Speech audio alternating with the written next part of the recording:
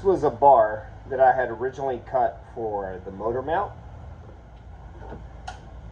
The same bolting pattern for the engine mount is the same distance for this gas tank. Right now I still have the snaps in, but for that fuel tank, I was planning on taking those snaps out anyway. I'm gonna go ahead and take them out now, and then all I have to do is drill on the other side, and then I can put one of these M6 bolts in there. It's gonna be down in here until I eventually take it apart. I think I'll just keep using this Allen wrench. That's been working pretty well for knocking these in. There we go. So I'll do that on each side. Let's go ahead and knock that thing down. We can take it out later on.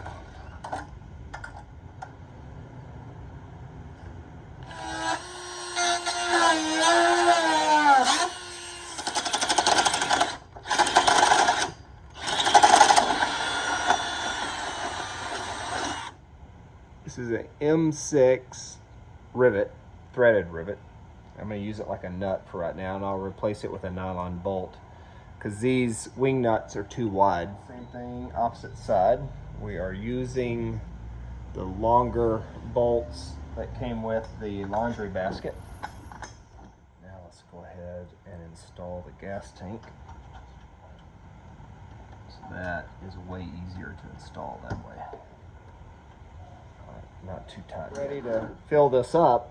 I can lean it out, undo the cap, fill it up, pop it back in, and then once I'm pressing up against it with the harness, that should lock it in place. Now this is not super tight yet, so that's why it's moving, but I'll snug those down once I get the nylon locking nuts, and I'm going to put some washers on there as well. Another video, I show how to connect the fuel filter and the primer bulb to the fuel line. We're not going to do that for this video series because we've already got it in the first one. So I want to make sure there's some slack still in this fuel line, that we don't create some sort of bend in it. So I'm going to leave it kind of slack and determine where I need to attach the fuel filter and the primer bulb. I'm going to run this zip tie in and around. We'll zip tie it here just above that wing nut and zip that down.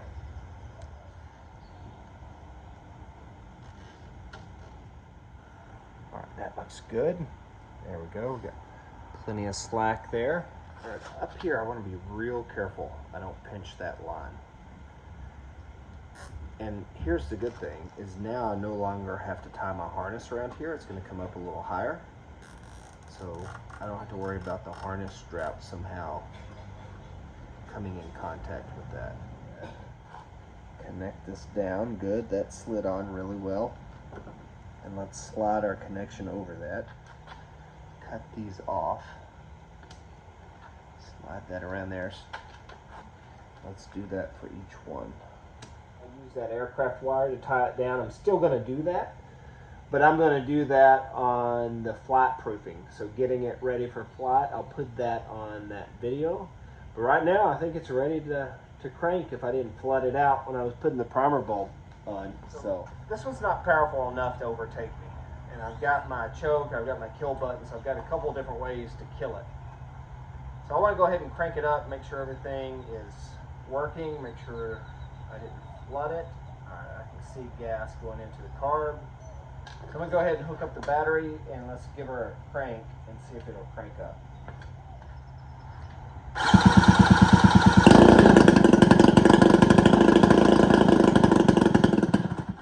right, good. It cranks. Now let's see if it'll stay cranked.